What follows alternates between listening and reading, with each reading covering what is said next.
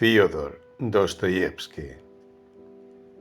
Un episodio vergonzoso. Este episodio vergonzoso sucedió exactamente en el momento en que, con incontenible ímpetu y conmovedor e ingenuo arrebato, comenzaba el resurgimiento de nuestra querida patria y la tendencia de todos nuestros heroicos hijos hacia nuevos destinos y esperanzas.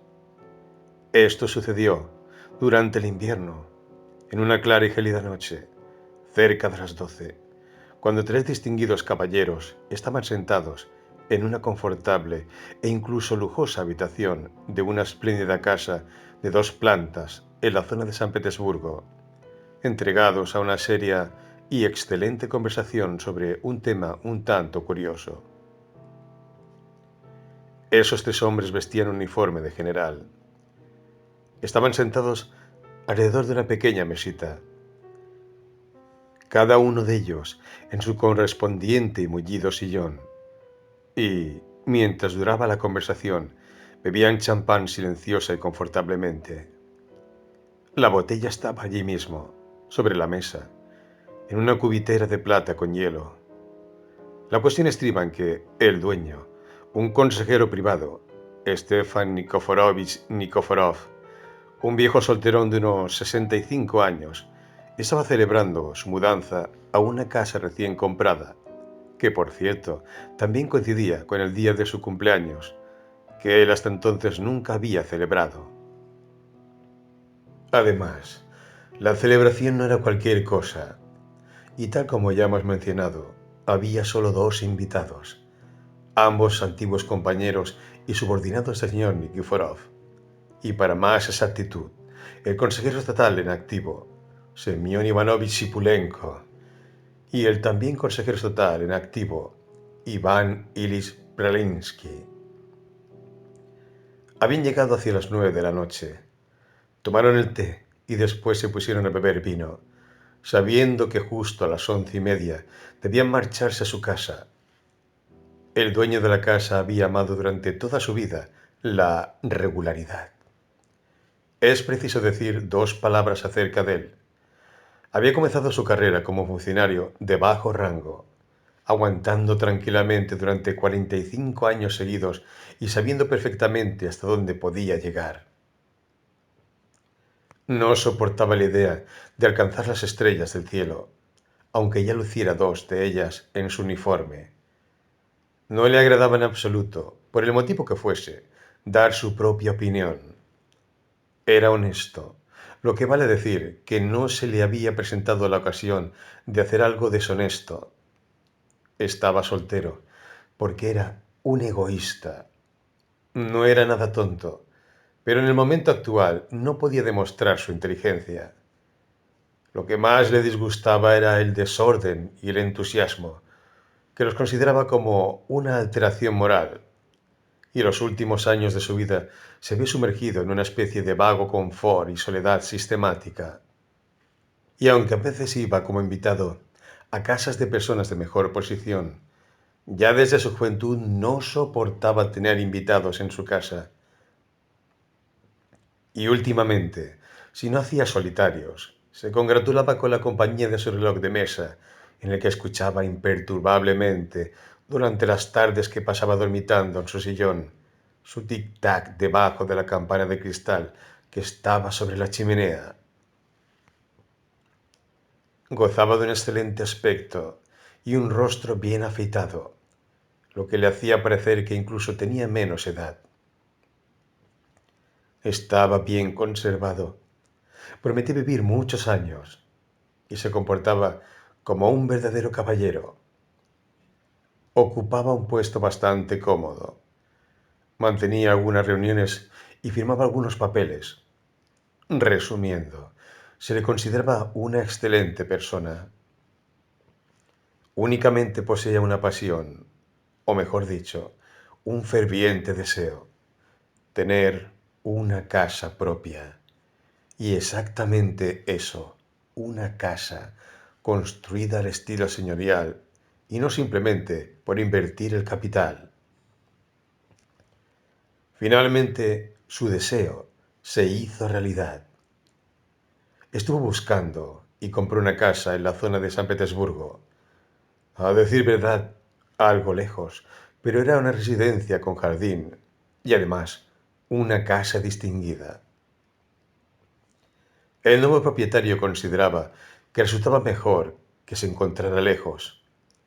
No le gustaba recibir a gente en su casa y para desplazarse a algún lugar o incluso para ir a trabajar disponía de un coche de 2 plazas de color chocolate, del cochero Mihei y de 2 pequeñas pero fuertes yeguas.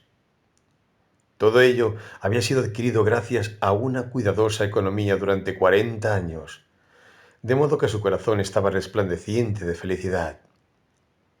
He aquí la razón por la cual, al comprar la casa y al mudarse a ella, Stefan Nikiforovich sintió en su tranquilo corazón tanta satisfacción que hasta invitó a gente al día de su cumpleaños, que antes ocultaba celosamente hasta sus conocidos más cercanos. Para uno de los invitados guardaba incluso una especial propuesta. Dentro de la casa, él mismo había ocupado el piso de arriba, y para el de abajo, igualmente construido y distribuido, necesitaba un inquilino.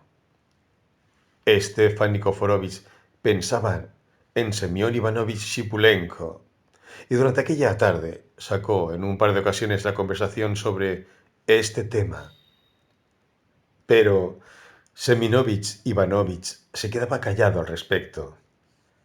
También era un hombre al que le había costado trabajo abrirse camino en la vida durante mucho tiempo y con dificultad. Tenía el cabello negro, patillas y una permanente sombra de enojo en su fisonomía. Estaba casado y era un lúgubre amante de su hogar, donde mandaba con temor de todos. En su trabajo se sentía muy seguro de sí mismo y también sabía perfectamente hasta dónde podía llegar y, mejor aún, hasta dónde no llegaría nunca. Ocupaba un puesto cómodo y estaba bien agarrado a él. Observaba el nuevo orden de cosas, aunque con cierta rabia, pero sin excesiva preocupación. Estaba muy seguro de sí mismo, y no sin maliciosa ironía, escuchaba la verborrea de Iván Ilich Pralinsky sobre nuevos temas. A decir verdad, todos ellos habían vivido un poco más de la cuenta, de manera que el propio Stefan Nikiforovich se mostró condescendiente con el señor Pralinsky y se puso a discutir ligeramente con él sobre las nuevas costumbres. Pero es preciso decir unas palabras sobre el señor Pralinsky, pues es el protagonista principal del presente relato. En realidad, al consejero de Estado, Iván Ilich Pralinsky, solo hacía 4 meses que se le había otorgado el tratamiento de excelencia. En una palabra, era un general de corta edad. Por la edad que tenía parecía un hombre joven, de no más de 43 años, pero por su aspecto parecía aún más joven y eso le gustaba. Era un hombre atractivo y alto. Presumía de su forma de vestir y de su refinada sobriedad de los atuendos. Con gran habilidad llevaba una condecoración que le colgaba del cuello. Ya desde la infancia había adquirido ciertos hábitos y maneras de la alta sociedad, y desde soltero soñaba con casarse con una novia rica y de clase alta. Todavía soñaba mucho, aunque no era nada tonto. Además, era un gran conversador y hasta le gustaba adoptar poses de parlamentario. Procedía de una buena familia y era un holgazán e hijo de un general. En su más tierna infancia vestía de terciopelo y batista. Se educó en una institución aristocrática y aunque no saliera de allí con muchos conocimientos, pudo entrar en la administración y llegar hasta el generalato. Los jefes le consideraban una persona con dotes e incluso depositaban su confianza en él. Stefan Nikiforovich, bajo cuyo mandato había comenzado y continuado su carrera, casi hasta el mismo generalato, Jamás lo había considerado persona especialmente eficiente y nunca había esperado mucho de él. Pero le gustaba que procedieran de una buena familia, que gozara de una buena posición, es decir, de una casa grande, que tenía un administrador, que estuviera bien emparentado y que además tuviera buena presencia. Stefan Nikiforovich, en su interior, blasfemaba contra él por considerar que poseía un exceso de imaginación y superficialidad. El propio Iván Ilich sentía a veces que él mismo tenía excesivo amor propio y que era muy quisquilloso, pero cosa rara. Alguna que otra vez le entraban ataques de enfermiza escrupulosidad e incluso ligero arrepentimiento.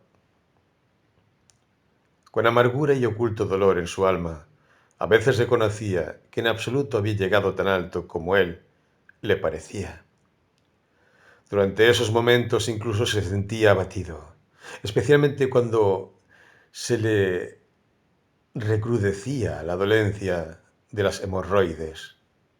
Decía que su vida había sido inexistence manquée. Dejaba, claro está para sus adentros, de tener confianza en sí mismo y en sus dotes parlamentarias, diciendo de su propia persona que era un charlatán y fraseólogo.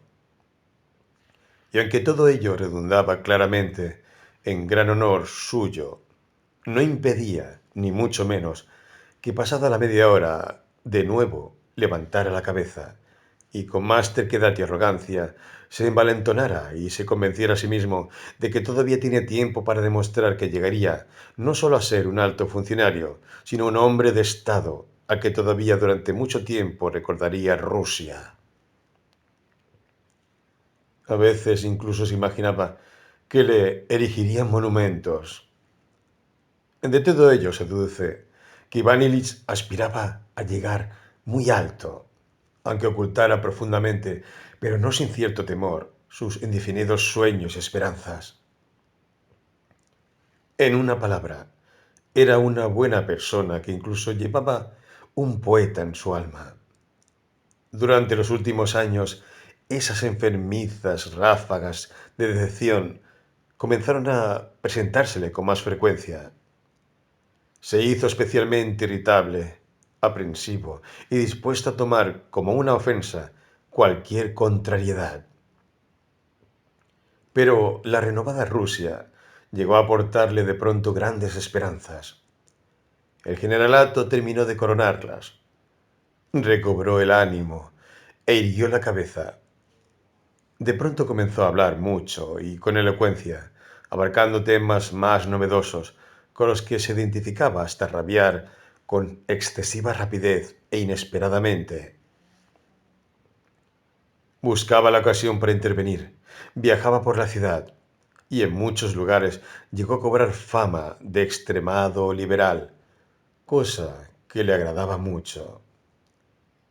A lo largo de esa tarde, y tras haber tomado unas 4 copas, estaba especialmente animado. Le entraron ganas de hacer cambiar completamente de opción a Stefan Nikiforovich, al que hacía tiempo que no veía, y al que hasta aquel momento siempre había respetado e incluso obedecido.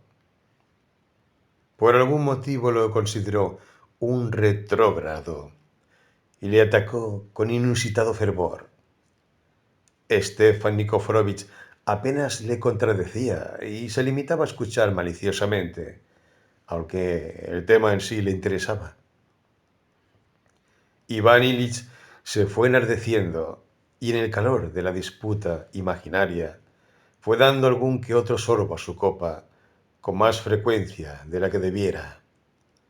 Entonces Stefan Nikiforovich cogió la botella y al momento le añadía más en su copa, cosa que inexplicablemente de pronto comenzó a ofender a Iván Ilich, tanto más cuanto Semyon Ivanovich Sipulenko, al que despreciaba especialmente y al que sobre todo temía por su cinismo y malicia, estaba a su lado callado pusilánimemente y sonriendo más de lo acostumbrado.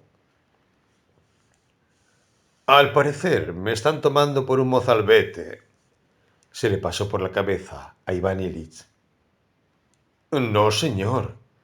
Ya era hora, y desde hace tiempo, continuó diciendo, acalorado, han llegado demasiado tarde, y en mi opinión, el humanitarismo es una cuestión primordial.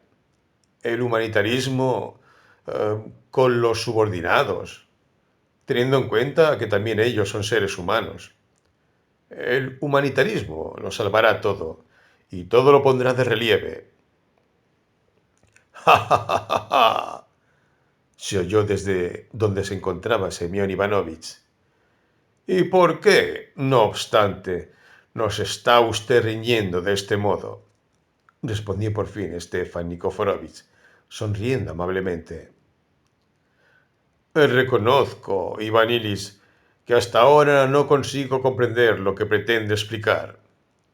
Usted ensalza el humanitarismo, y ello significa el amor al prójimo, ¿verdad? Sí, quizás sea el amor al prójimo. Yo... permítame. Por lo que puedo juzgar, la cosa no estriba solo en eso. El amor al prójimo siempre ha sido necesario, pero la reforma no se limita a eso. Se han cuestionado aspectos relacionados con el campesinado, la legalidad, la administración de haciendas, los arrendamientos, la moral y una infinidad de esas cuestiones, y todo junto de golpe, puede provocar grandes trastornos, por así decirlo. Eso era lo que temíamos, y no únicamente el humanitarismo. Sí, la cuestión es más profunda, señaló Semyon Ivanovich. Lo comprendo perfectamente, y permítame señalarle, Semyon Ivanovich, que no me gustaría en absoluto quedarme a la zaga de usted para entender la profundidad de las cosas, señaló Iván Ilich con mordacidad y muy bruscamente. Pero a pesar de todo, me permitiré la osadía de indicarle, Stefan Nikiforovich, que usted tampoco ha comprendido en absoluto. No lo he entendido. Y mientras tanto yo, concretamente, mantengo y sigo promulgando la idea de que el humanitarismo, y para ser más exactos, el humanitarismo con los subordinados, del funcionario al escribiente, de este al criado, del criado al campesino, el humanitarismo, digo yo, puede servir de algún modo de piedra angular de las reformas que se presentan y en general para la renovación de las cosas. ¿Qué por qué? Por lo siguiente, véase el silogismo. Soy humanitario. Por consiguiente me quieren. ¿Me quieren? Luego sienten confianza. Confían en mí. Luego creen. Y si creen, entonces me quieren. Bueno, no. Quiere decir que si creen, creerán también en la reforma y entenderán de alguna manera la esencia misma de la cuestión. Es decir, se abrazarán moralmente y se resolverán todas las cuestiones de una manera amigable, fundamentalmente. ¿Por qué sería usted, Semyon Ivanovich? ¿No lo entiende? Stefan Nikiforovich levantó en silencio las cejas. Estaba asombrado. Me parece que he bebido un poco más de la cuenta, señaló con malicia Semyon Ivanovich, y por ello me siento torpe para razonar. Tengo la cabeza ligeramente ofuscada. Iván Ilis se crispó. No estaremos preparados, pronunció de pronto Stefan Nikiforovich, tras quedarse pensativo un rato. Pero, ¿cómo que no estaremos preparados? Al parecer, Stefan Nikiforovich no quiso entrar en más detalles. ¿No estará usted refiriéndose al vino nuevo y a las nuevas pieles? Respondió Vanilis, no sin cierta ironía. Pues no, yo respondo por mí. En aquel momento, el reloj dio las 11:30 de la noche. No hacen más que estar sentados y comiendo, dijo Semyon Ivanovich, disponiéndose a levantarse del sitio. Pero Iván Ilis se le adelantó. Al instante se levantó de la mesa y cogió su gorro de Marta. Miraba como si estuviera ofendido. Bueno, entonces se lo pensará, Semyon Ivanovich, dijo Stefan Nikiforovich, acompañando a los invitados. En lo referente al piso, me lo pensaré, me lo pensaré. Y póngame al corriente en cuanto decida algo. ¿Siguen hablando de negocios? Señaló con amabilidad el señor Pralinsky, en un tono de cierto halago y jugueteando con su gorro. Le dio la impresión de que se estaban olvidando de él. Stefan Nikiforovich levantó las cejas y se quedó callado, como si señalara que no retenía a los invitados. Semyon Ivanovich se despidió de un modo apresurado. Bueno, pues después de esto, allá vosotros. Si no comprendéis lo que es simple cortesía, pensó para sus adentros el señor Pralinsky, y de un modo especialmente independiente extendió la mano a Stefan Nikiforovich. En el vestíbulo, Iván Ilis se envolvió en su ligero y caro abrigo de piel, procurando, por alguna razón, no reparar en el raído abrigo de castor de Semyon Ivanovich. Y los dos empezaron a bajar las escaleras. Parece que nuestro viejo se ha ofendido, dijo Iván Ilich a Semyon Ivanich, que estaba callado. No. ¿Por qué razón? Respondió éste, tranquila y fríamente. Lacayo, pensó para sus adentros Iván Ilich. Cuando bajaron al porche, a Semyon Ivanich le acercaron el trineo con su poco agraciado potro gris. ¡Qué demonios! ¿Dónde ha metido Trifón mi carro? Exclamó Iván Ilich, al no ver su coche. Iba de un lado para otro y el coche no aparecía. El criado de Stefan Nikiforovich no tenía ni idea de dónde podía estar. Le preguntaron a Varlam, el cochero de Semyon Ivanich, y éste le respondió que el otro cochero había permanecido allí durante todo el tiempo, así como el coche, pero que ahora ya no estaban. ¡Qué anécdota más vergonzosa!, dijo el señor Shipulenko. ¿Desea que le acerque? ¡Qué sinvergüenza!, gritó enloquecido el señor Pralinsky. El muy canalla me pidió permiso para ir a una boda. Aquí mismo, en la zona de San Petersburgo. Una comadre que se iba a casar. Al demonio con ella. Le prohibí rotundamente que se marchara. Y ahora estoy seguro de que ha ido allí. Realmente ha ido, señaló Varlam, pero aseguró que regresaría enseguida para estar de vuelta a tiempo. Vaya, parecía que lo estaba presintiendo. Cuando le vea... Mejor será que le dé usted un par de latigazos y así obedecerá, dijo Semyon Ivanich, envolviéndose ya en la manta del coche. Por favor, no se preocupe, Semyon Ivanich. ¿De modo que no quiere que le lleve? No, merci. Que tenga buen viaje. Semyon Ivanich se marchó. Ivanich se fue andando por los puentes de madera, sintiéndose bastante irritado. Pues ahora verás, estafador.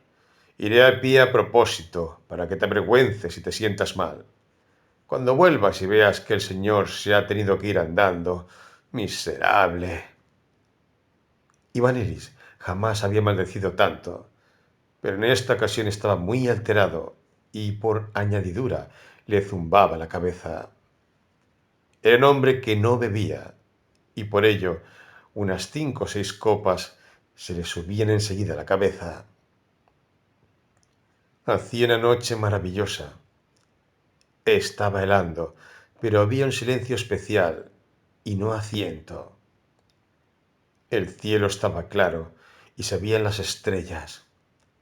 La luna llena iluminaba la tierra con un brillo plateado y mate. Se estaba tan bien que Vanellis, a dar unos 50 pasos, casi se había olvidado de su pena. Se sentía especialmente bien. A ello se añadía que la gente que bebe un poco suele cambiar a menudo de estado de ánimo. Incluso empezaron a gustarle las poco agraciadas casitas de la calle desierta. Pues está muy bien eso de haber tomado la decisión de ir a pie, pensó para sus adentros. Y será una lección para Trifón y una satisfacción para mí. A decir verdad, hay que dar paseos a pie más a menudo. ¿Qué? En la avenida Bolshoi enseguida encontraré un cochero. ¡Qué noche más espléndida! ¿Y qué casitas hay por aquí? Debe ser que en esta zona vive toda la morralla, los funcionarios de bajo rango, los tenderos y puede que el mismo Stefan Nikiforovich. Pero qué retrógrados son todos ellos. Viejos padguatos. Precisamente padguatos. Selemot. Por lo demás es un hombre inteligente. Tiene eso que se llama bon sens y esa comprensión juiciosa y práctica de las cosas. Pero a pesar de todo, son unos viejos. Les falta eso. ¿Cómo decirlo? Pues sí, les falta algo. No estaremos preparados. ¿Qué fue lo que quiso decir con aquello? Incluso se quedó pensativo cuando lo decía. Por lo demás, a mí no me comprendió en absoluto. ¿Y cómo es posible? Resulta más difícil no entender que entender. Pero lo más importante es que yo estoy convencido, convencido hasta el fondo de mi alma. El humanitarismo y el amor al prójimo. Devolver al hombre a sí mismo, hacerle renacer su dignidad y entonces, con el material preparado, ponerse manos a la obra. La cosa parece clara. Pues sí, permítame, excelencia. Atienda al siguiente silogismo. Nos encontramos, por ejemplo, con un funcionario pobre, apocado. Vamos a ver, ¿quién eres? Y la respuesta será, un funcionario. Está bien, un funcionario. Y prosigue, ¿y un funcionario de qué rango? Y la respuesta es, pues un funcionario tal y cual. ¿Estás en activo? Sí. ¿Quieres ser feliz? Lo quiero. ¿Y qué hace falta para ser feliz? Pues esto y lo otro. ¿Por qué? Por esto y por lo otro. Y he aquí que el hombre me ha entendido enseguida. Ya es mío. Está cogido, por decirlo de alguna manera, en mi red.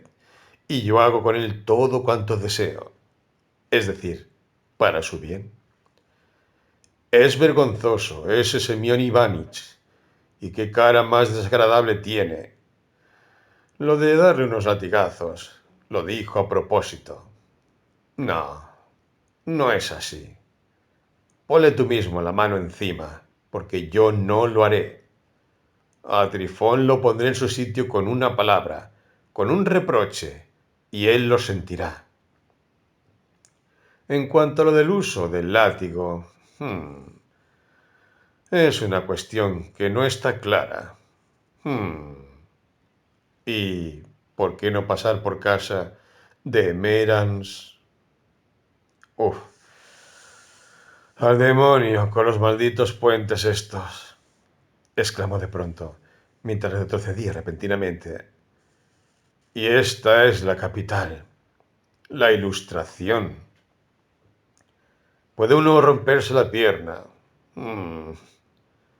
No trago a ese tal Semyon Ivanich. Tiene una cara de lo más desagradable. Hace un rato se burlaba de mí, cuando dije que la gente se abrazará moralmente. Bueno, pues que se abracen. ¿Y a ti qué te importa eso? Si yo no pienso abrazarte. Antes abrazaría a un campesino. Si me encuentro con un campesino, le hablaré. Por lo demás, yo estaba bebido y posiblemente no explicara bien. Puede que tampoco ahora me esté explicando bien. Hmm, No volveré a beber más. Por la noche hablas más de la cuenta y el día siguiente te arrepientes. ¿Y qué? No voy dando tumbos, sino que ando bien. Y además, todos ellos son unos bribones. Así, de un modo inconexo y fragmentado, iba reflexionando Iván Ilich, mientras continuaba andando por la acera. Le había afectado el aire puro, y por decirlo de alguna manera, lo espabiló. Pasados 5 minutos, se había tranquilizado y le entrarían ganas de dormir. Pero, de repente, casi a 2 pasos de la avenida Bolshoi, le pareció oír música. Miró alrededor. En la otra acera de la calle, en una casita muy vieja, de una planta, que era muy larga y de madera, se celebraba una fiesta. Sonaba un violín, un contrabajo y silbaba una flauta con una música muy alegre al aire de una cuadrilla. Junto a las ventanas había gente. La mayoría eran mujeres con chaquetones guateados de tela de saco y con pañuelos en la cabeza. Se esforzaban al máximo para poder ver algo a través de las rendijas de las contraventanas. Era evidente que allí dentro se lo estaban pasando bien. El ruido de los taconazos de los que bailaban llegaba hasta el otro lado de la calle. Ivanilis descubrió a un guardia municipal y se le acercó. ¿De quién es esa casa, hermano?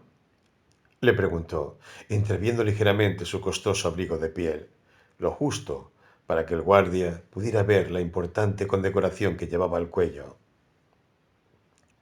El del funcionario, Seldonimov, el que trabaja en la legislatura, le respondió, poniéndose derecho al guardia, al que le había dado tiempo de ver la distinguida orden.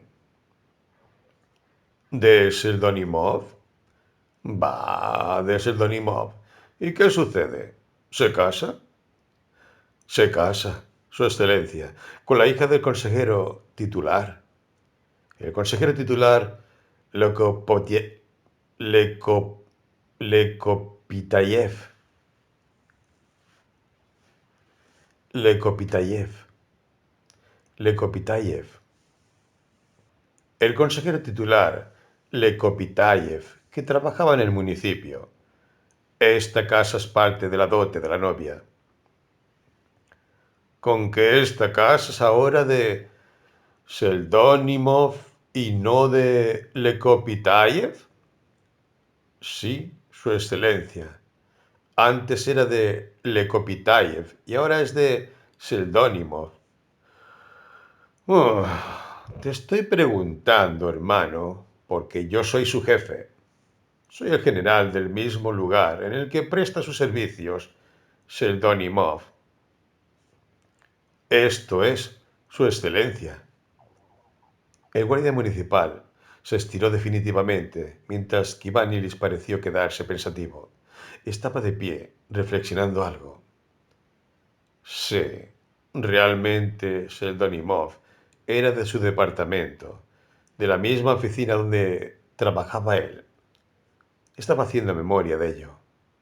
Se trataba de un funcionario de bajo rango que cobraba unos 10 rublos al mes, puesto que hacía muy poco que el señor Pralinsky había tomado posesión de su oficina.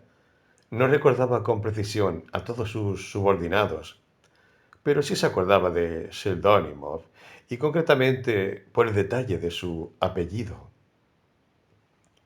Le llamó la atención desde el primer momento, de manera que desde aquel instante le entró la curiosidad de observar al dueño de ese apellido con más esmero. Recordó ahora a un hombre todavía muy joven, con una nariz larga y aquilina y el cabello rubio, con mechas, pálido y mal alimentado, con un uniforme imposible y un aspecto tan deplorable que rayaba en lo indecente. Recordó cómo ya entonces le había venido a la cabeza le dé de darle al pobre una gratificación de 10 rublos para la celebración de la fiesta. Pero como aquel pobre hombre tenía cara de viernes y la mirada tan extremadamente antipática que incluso provocaba desagrado, la bondadosa idea se esfumó por sí misma, quedándose así Seldónimo sin gratificación. Por esa razón le impactó que ese mismo Seldónimo le fuera a pedir permiso para casarse no hacía más de una semana. Y Vanellis recordó que de alguna forma no había tenido más tiempo para dedicarle a ese asunto, de manera que la cuestión de la boda se abordó de manera rápida y apresurada. Pero a pesar de todo, recordó con precisión que, junto a su novia, Seldónimo recibía una casa de madera y 400 rublos libres de impuestos. Esa circunstancia le había sorprendido ya en aquel momento. Recordó que incluso se le ocurrió un ligero chiste por el hecho del choque que ocasionaban los apellidos de Seldónimov y Lekopitiaev. Recordó con precisión todo aquello. Lo recordó y se fue sumiendo cada vez más y más en sus pensamientos. Es de sobra conocido que a veces, de manera instantánea, pasan por nuestras cabezas reflexiones enteras, o en alguna de sus formas, sin necesidad de ser traducidas al lenguaje humano, y menos aún al literario. Pero intentaremos traducir todas esas sensaciones de nuestro héroe y presentar al lector, aunque solo sea su esencia, es decir, aquello que era imprescindible y veraz en ellas. He aquí la razón por la cual ni siquiera salen a la luz, aunque las tiene todo el mundo. Claro está que las sentencias y las ideas de Iván Illich eran algo desilvanadas, pero ustedes ya conocen el motivo. Y bien, se le pasó por la cabeza, sucede que todos nosotros no paramos de hablar y hablar, pero en cuanto llega el momento de actuar, todo queda en nada. He aquí el ejemplo, tomando al mismo seudónimo. Acaba de casarse todo nervioso y con la esperanza de agradar los paladares. Es uno de los días más felices de su vida. Ahora está atendiendo a sus invitados. Les está ofreciendo un banquete, modesto y pobre, pero alegre y sincero. ¿Y qué sucedería si en ese preciso instante se enterara de que yo, que soy su jefe principal, estoy aquí mismo, junto a su casa, escuchando su música? Está claro que al principio se asustaría, se quedaría mudo de incertidumbre. Yo sería un estorbo para él y probablemente descabalaría todo. Sí, así es como sucedería si entrara cualquier otro general que no fuera yo. Sí, Stefan Nikiforovich, hace un rato usted no me había comprendido y aquí tiene un ejemplo vivo. Sí, todos nosotros gritamos acerca del humanitarismo, del heroísmo, pero no estaremos preparados para hacer un acto heroico. ¿Qué clase de heroísmo? Pues el siguiente. Dadas las circunstancias actuales de las relaciones entre todos los miembros de la sociedad, si yo entrara a la 1 de la noche durante la celebración de una boda en casa de mi subordinado, un escribiente que cobra 10 rublos al mes, provocaría confusión. Sería como un torbellino de ideas, el último día de Pompeya, el caos. Nadie lo entendería. Stefan Nikiforovich se moriría y no lo entendería. Si él mismo dijo, no estaremos preparados. Sí, pero eso será para ustedes, gente vieja, anquilosada y estancada, porque yo sí que estoy preparado. Yo convertiré el último día de Pompeya en el día más feliz de mi subordinado. Y un acto salvaje en algo normal, patriarcal elevado y moral. ¿Cómo? Pues del siguiente modo. Preste atención. Bueno, pues supongamos que entro. Ellos se quedan asombrados. Interrumpen el baile. Miran cohibidos y se retraen. Bien. Y en ese momento yo demuestro lo que soy. Me dirijo directamente al asustado Sheldonimov y con la más dulce de las sonrisas y las palabras más sencillas le digo: bueno, entre una cosa y otra, vengo de casa de su excelencia Stefan Nikiforovich. Supongo que lo conoces porque vive cerca de aquí. Luego, en un tono desenfadado, le cuento lo sucedido con Trifón. De Trifón paso a explicarle cómo he venido a pie. En fin, pues oigo música. Me entra la curiosidad. Le pregunto al guardia municipal y me entero de que eres tú, hermano, el que se casa. Y he pensado que, ¿por qué no podía entrar en casa de mi subordinado y echar un vistazo a ver cómo se divierten y se casan mis funcionarios? Pues he supuesto que no me echarías a la calle. Echar a la calle, vaya palabreja para un subordinado. ¿Cómo demonios me ibas a echar? Yo más bien pensaba que te volverías loco y que te apresurarías a ofrecerme un sillón, que te estremecerías de asombro y que incluso no sabrías cómo reaccionar al principio. ¿Y qué puede resultar más sencillo y elegante que un acto de este tipo? Eh, ¿Por qué entraría? Esa ya es otra cuestión. Esa ya es, por decirlo de alguna manera, la cuestión moral del asunto. Y en ella está la esencia. A ver, ¿en qué estaba pensando? Sí. Pues claro, eh, que me iban a sentar junto a los invitados más distinguidos. Algún consejero titular o algún pariente, el capitán retirado de nariz colorada. Qué bien describía Gogol a esos tipos.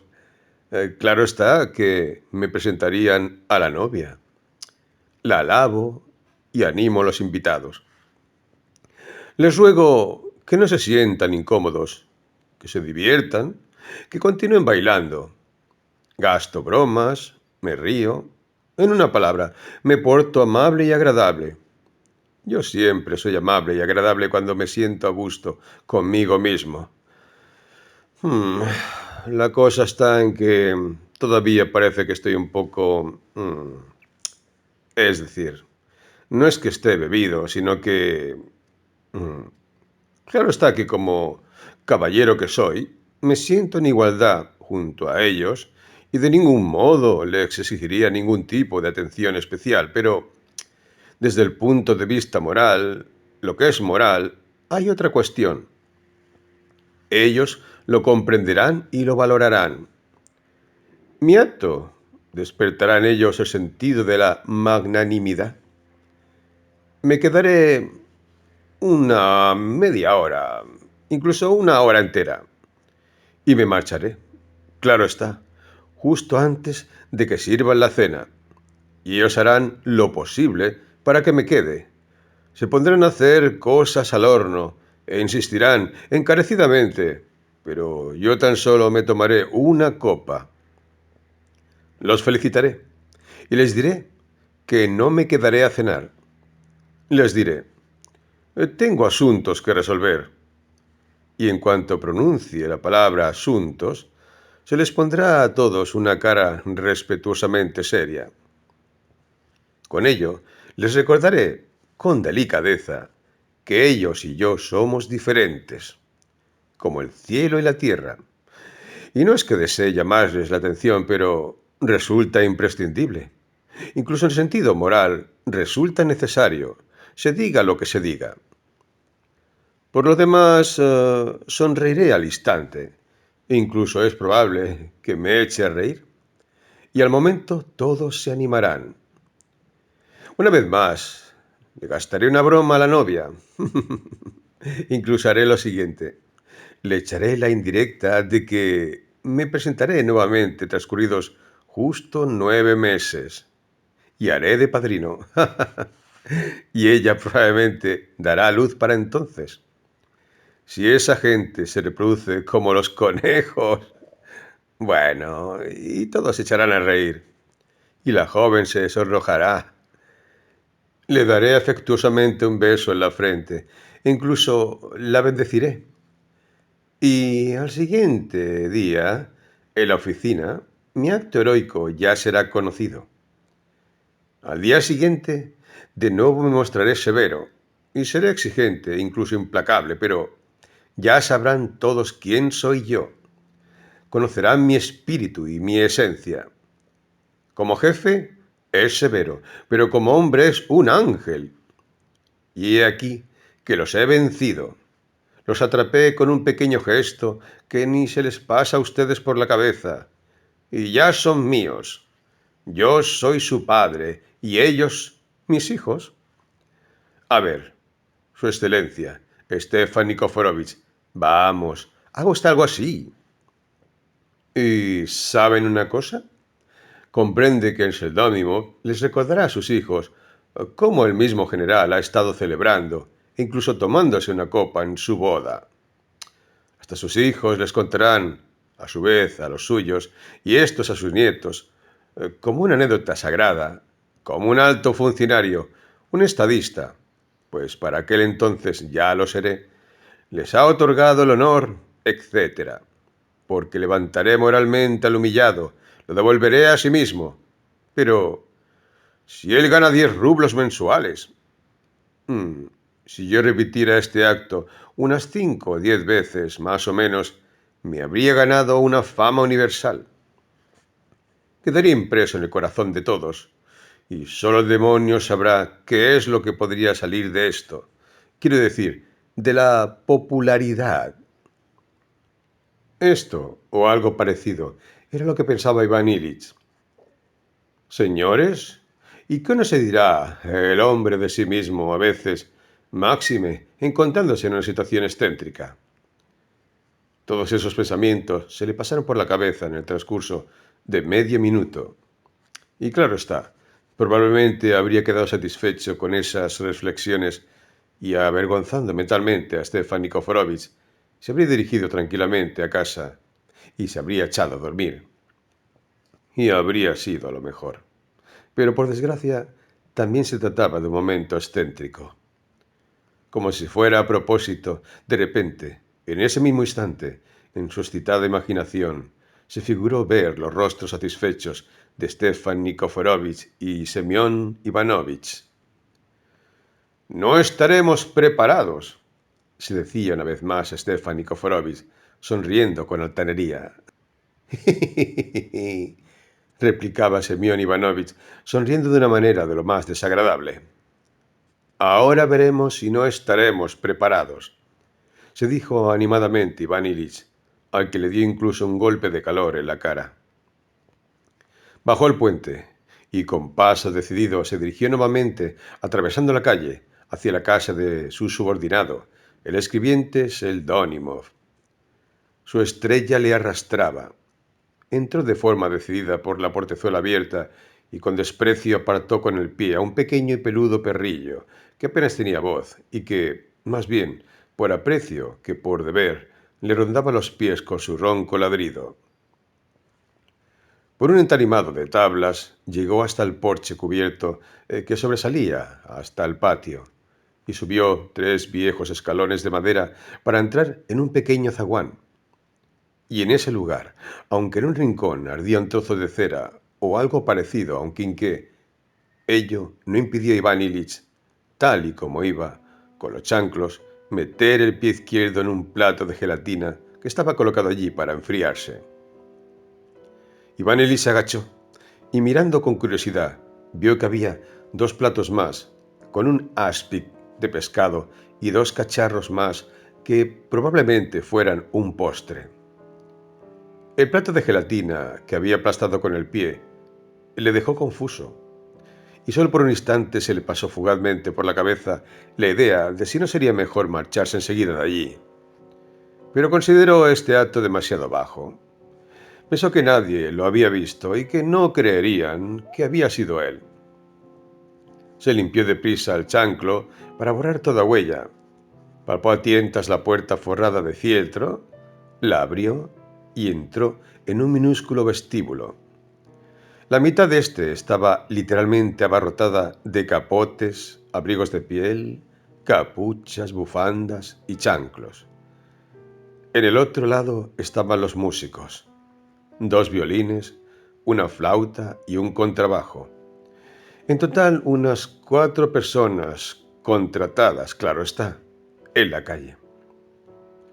Estaban sentados tras una mesita de madera sin pintar, iluminada por una sola vela. Atacaban con ganas los últimos pasos del baile. Desde la puerta entreabierta del salón se podía ver a quienes estaban bailando envueltos en una nube de polvo, tabaco y olor a quemado. Había una alegría desenfrenada. Se oían risas, gritos y chillido de señoras. Los caballeros daban patadas al suelo como si fueran un escuadrón de caballería. Sobre toda esa bulla se oían las órdenes del maestro de baile. Probablemente hombre extraordinariamente desenvuelto, que incluso llevaba la levita desabrochada. «Caballeros, den un paso hacia adelante. Chaine de dame balancé», etc. Iván Ilich, algo nervioso, se quitó el abrigo y los chanclos y, con el gorro en las manos, entró en la habitación. Además, él ya ni siquiera razonaba.